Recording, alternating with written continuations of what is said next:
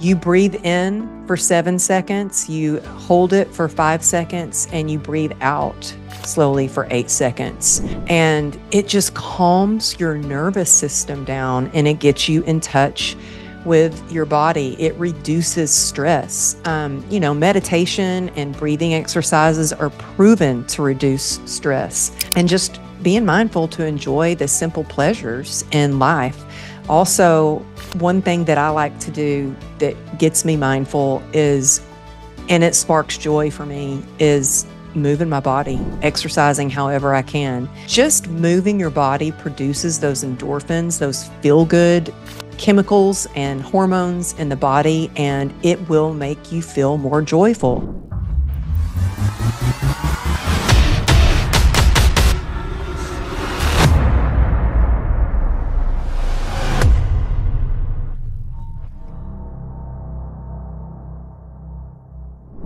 Hey there, and thank you for tuning in to the Amberly Lago Show. This week, I'm recording from home, and I wanted to share something from my heart to yours. So I have had a sticky note. There it is, sticky note on my computer for a few years now. Um, Actually, John Gordon and I were talking, and he goes, Amberly, I have an idea for you for your next book. He said, I'm really good at titles, and I think that your next book should be called Joy Through the Journey. And so he goes, you talk about joy a lot. And I was like, I'm writing that down, John. Thank you very much. Well, it has been a dream of mine to write this book, but I kept putting it on the back burner. Have any of you ever done that? You've got a big dream, you have something on a sticky note, but things get done before that. Well, it was a dream of mine to publish with Wiley Publishers. That's a publisher that has published Ed Milet's book, um, uh, John Gordon, all of his books, Ben Newman, Craig Siegel, lots of big names. And they actually emailed me, and I think I probably dropped my phone when I read it. And they said, hey, we would like for you to write a book. Do you have any ideas? And can we get on a call? And I got on a call and I pitched them this idea of a book called Joy Through the Journey. And, a long time ago, I was talking to my dad, and I was all excited about this trip that I was going on to speak at this event. And I was doing this thing and that thing. And he goes, Amberly, just don't forget to enjoy the journey. And so, look, there was a time in my life when I had given up on joy. I had given up on hope. I thought that, okay, these are the cards I've been dealt. I'm just going to live in this horrible pain from CRPS for the rest of my life. And I was all focused on all the things that I couldn't do instead of the things that I could do.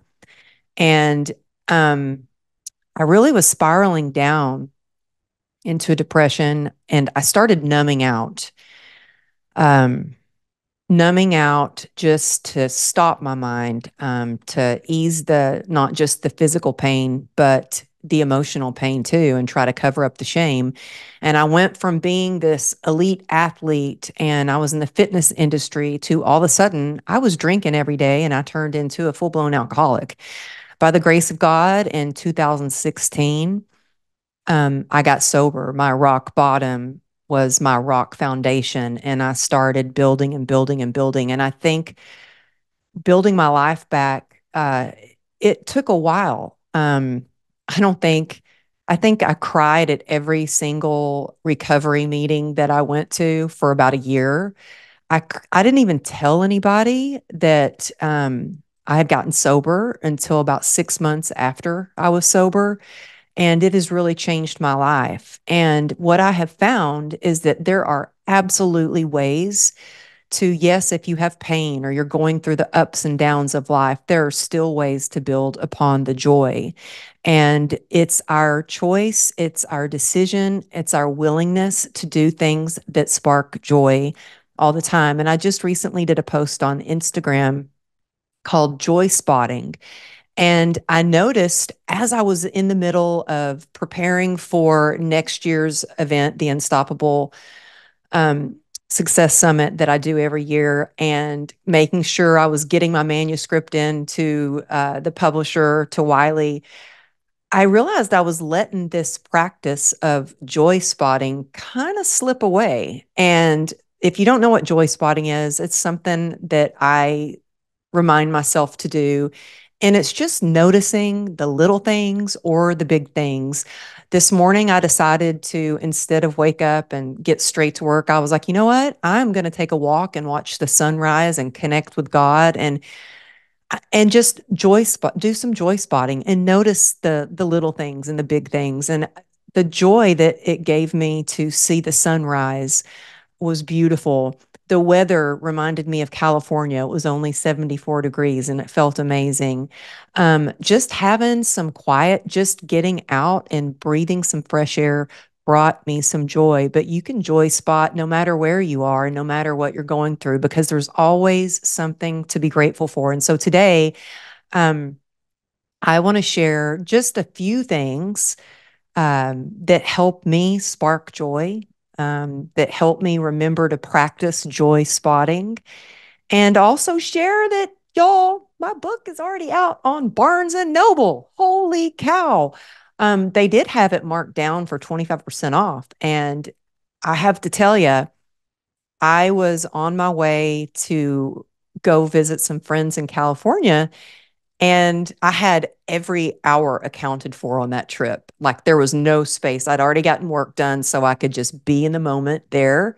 And the publisher calls and says, "Hey, good news. We have your book. It's already out on Barnes and Noble. So you need to do some post about it, put it in your newsletter, like share it out, share it with your community." And I was like, oh my goodness.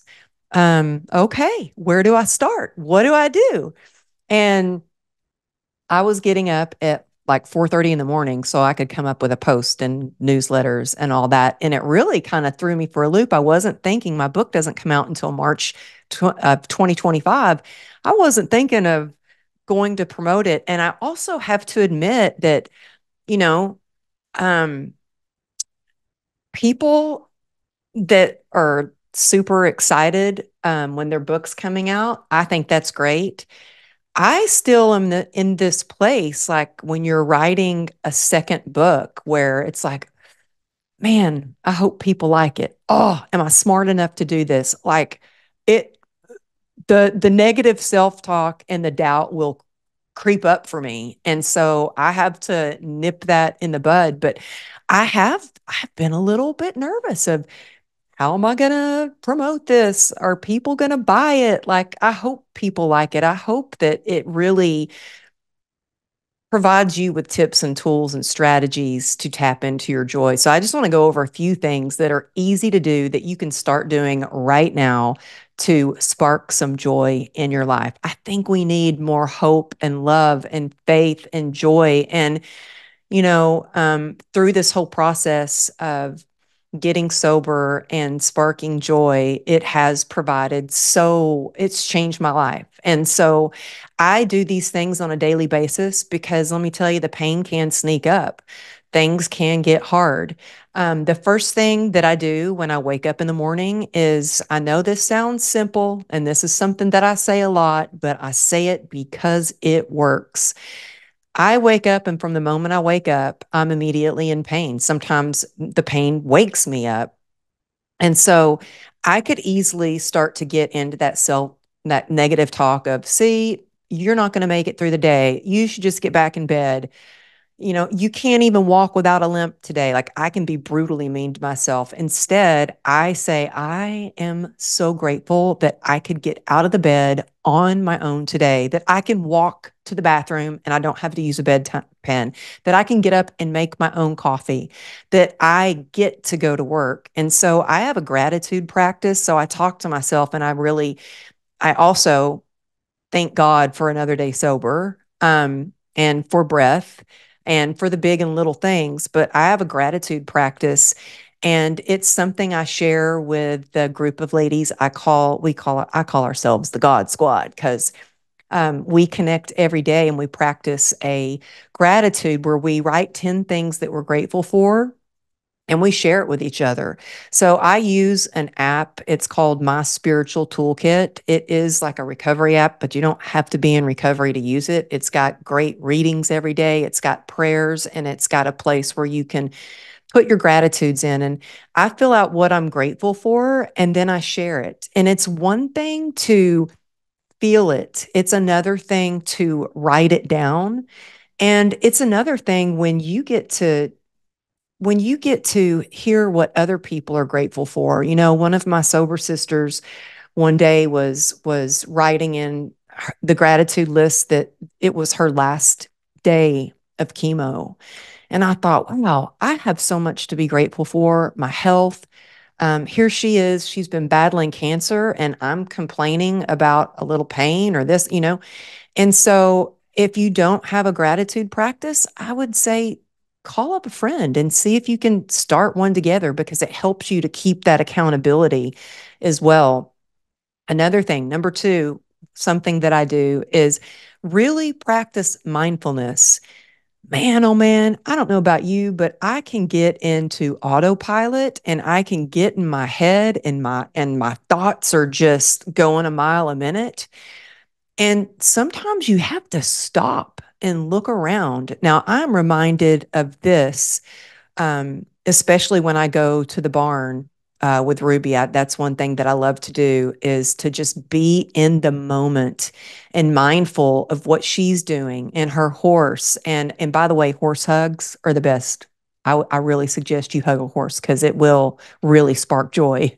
But mindfulness, and it's engaging in mindfulness activities like meditation. This is something that I use. I'm not great at meditation, by the way. I have to practice it. So I'm not affiliated with the Calm app, but at night, a lot of times, I don't know why, but nighttime is when I get in bed and I start replaying everything throughout the day that I did well, that I didn't do so well, that maybe I forgot that I have to do tomorrow. And my mind will just go. And also, for some reason, the pain from CRPS is worse at night. So a lot of times I'll lay in bed, and I just need to like be in touch with what's going on and be in touch with my body. So I use the Calm app, and they have like all different kinds of meditations. And I have a couple of favorite ones on there. And I swear to you, I don't even get halfway through that meditation, and I usually fall asleep, and that's probably not good. I need to maybe do some meditation at another time of day, but it really helps me be not mindful. Also, just to be in the present moment. Sometimes I don't know if you have ever felt anxious, or I've even had a panic attack, and something that has really helped a lot, and it's so simple, is breathing. On my previous episode with Dr. Ramina, she talked about the importance of just breathing. There is box breathing. They even have on the Calm app, they have some exercises which are you're just doing a breathing. And one of them that I did the other night was you breathe in for 7 seconds, you hold it for 5 seconds, and you breathe out slowly for 8 seconds. And it just calms your nervous system down, and it gets you in touch with your body. It reduces stress. Meditation and breathing exercises are proven to reduce stress. Um, and just being mindful to enjoy the simple pleasures in life. Also, one thing that I like to do that gets me mindful is, and it sparks joy for me, is moving my body, exercising however I can. Today was not a hard cardio day. It was about a 2-mile walk in the neighborhood. And then I did some weights later in the day between clients. I went upstairs and worked out. And just moving your body produces those endorphins, those feel good chemicals and hormones in the body, and it will make you feel more joyful. And I'll tell you, there are times when I don't necessarily feel like working out, but I know because of the way it's going to make me feel, as soon as I get in the gym, and I start moving my body, I instantly feel better. I feel more joy. It's where I feel good, but you don't have to work out. You can dance. Dance like nobody's watching, but just move your body however you can. I've had people say, well, I can't, I'm in a wheelchair or my CRPS and my leg is just hurting too bad. And I said, well, can you go to the gym and do some upper body? Because I worked out in my wheelchair. If you can't get out of bed, what can you do as far as like breathing or just stretching or doing anything to still be just moving your body? One of the things that helps spark joy the most, and I can't stress this enough, it's community and connection. I always say the opposite of addiction is connection. The opposite of loneliness is connection. My default when I feel stressed or I feel a lot of pain is I want to kind of crawl under a rock. I want to pull the covers over my head, and the last thing that I actually want to do is connect. And I have learned to take contrary action and make sure that I connect. It makes such a difference when you can reach out to somebody and see how they're doing. If you can get on a call with, another entrepreneur or maybe a sober sister, sober brother, if you can call your mom, if call your dad, call one of your favorite people and just tell them why you're grateful for them. But it's spending time, quality time with loved ones, and it's engaging in that deep conversation and participating in community activities. It always sparks joy when you get to be around people with good energy and good intentions and that are joyful. And I was listening to a podcast the other day, and it was a doctor that was talking about joy, and it was very interesting. Speaking of being around people, did you know that they have done tests where they took a computer generated beautiful model picture with just kind of a straight face, no excitement, no smile, and they've taken a real person that wasn't quite as gorgeous, I guess, but they were smiling and they looked joyful. And in every single time they put those pictures up and they asked the person which person was more beautiful, even though the model was basically perfect, but she wasn't smiling, they always went to the smiling person. When you're joyful and you're smiling, you're more attractive. You'll do better in life, in relationships, and also in business. People want to be around joyful people. That joy is contagious. And so, connect with others. That's one of the reasons I always say that my Unstoppable Life Mastermind is actually, I love doing the podcast, don't get me wrong, but I love my mastermind ladies because that connection with them, we are like family. We are soul sisters.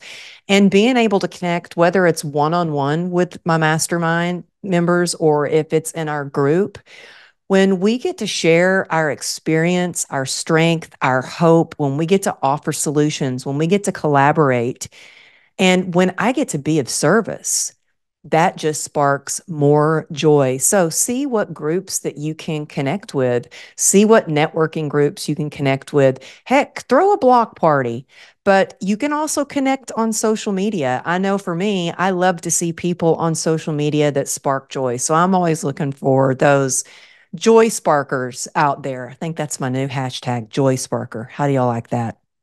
I like joy spotting and joy sparker.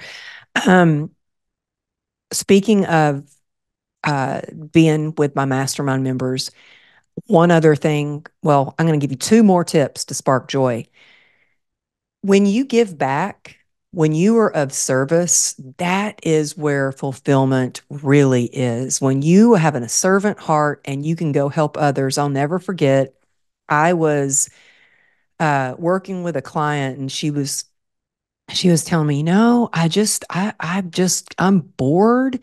I'm just not real happy with life. And I said, well, why don't you go donate your time? Go be of service. Go volunteer. And she, oh, I don't want to do that. I said, Well, it's so rewarding when you can go be of service. And so, acts of kindness and generosity can create a profound sense of joy. I remember when we first moved to Texas, it was late. There were no restaurants open, and Ruby and I were like, we didn't have groceries yet. The only thing that we found that was open was a Whataburger. Now, I don't know if you have Whataburgers where you live, but in Texas, I guess Whataburger's a pretty big deal. So we go in line, and I don't know why, but I just said, I'd like to pay for the person behind me too. And then we parked the car and we were eating our burgers in the car, and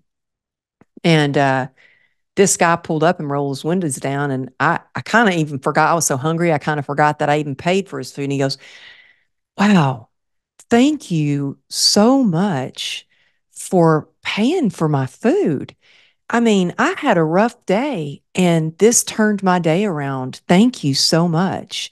And, it wasn't that expensive to buy a burger for him, but it made his day. And because that brought him joy, brought it brought me more joy.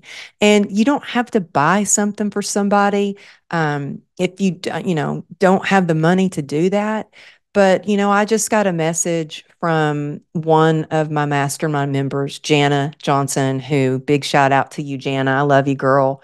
She is like the superstar, one of the superstars of the mastermind. This lady is amazing. She has written her book, started her podcast. She's all over social media. She's all over media in general. And she reached out and talk about an act of kindness.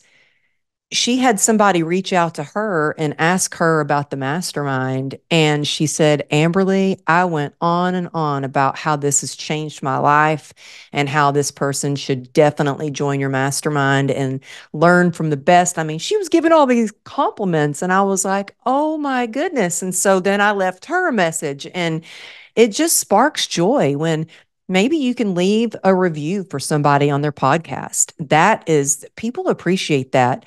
Maybe you can go leave a review or buy your friend's book. Maybe you can just leave somebody a kind message through a text or a DM. I'm telling you, those kind acts of service really spark joy. It goes both ways.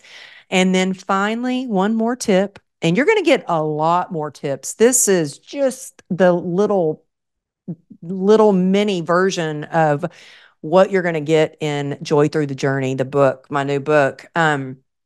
I will tell you, I have poured my heart and soul in this book, and I was reading my manuscript and I was like, "Ooh, maybe this is too much." I am really sharing it all. Like, I'm sharing things that I don't believe my husband even knows about. I'm getting raw and real and vulnerable. And I'm sharing personal stories and how I've gotten through a lot of the ups and downs from when we were financially struggling, when I was struggling with depression, when I was struggling with panic attacks, when I was struggling with, just getting sober. There's a lot of sobriety in this book. So the last thing I'll share with you today, because I wanted this just to be some quick tips for you, is engage in activities that you love. Like, I remember being a little kid and man, I sparked joy making mud pies in the backyard. I don't know if y'all know what that is, but making mud pies is basically I had some little play pots and pans, and I would literally put mud in them and make little mud pies and create fake food out of mud. That brought me joy. And it was basically playing with mud in the backyard.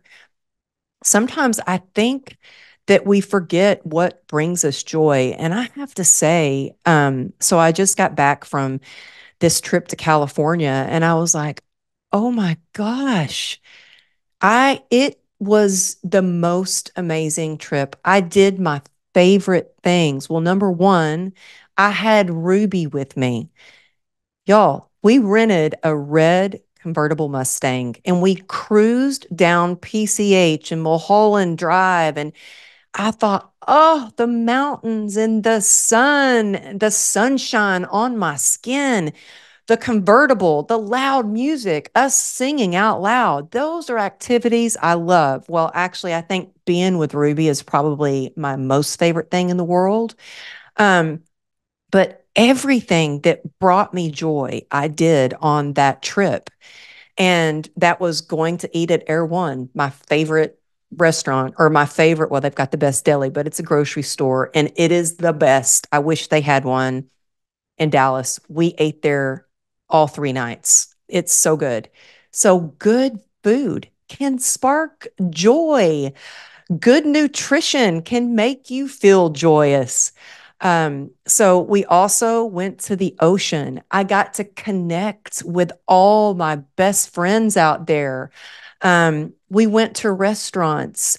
I got to work out. I woke up every morning and worked out in the hotel lobby. I still saw a client in the morning, and this is talking about an act of kindness. So the hotel did not have a quiet area, and I walked to the front desk and I was like, hey, I couldn't meet on Zoom with a client in the hotel room because Ruby was still snoozing away. And I went to the lady at the front desk. I was like, is there any place quiet that I can meet with a client? And she said, you know what? If you go around the corner, I'll turn the music off for you. I thought, wow, that act of kindness, that just made me feel so joyous.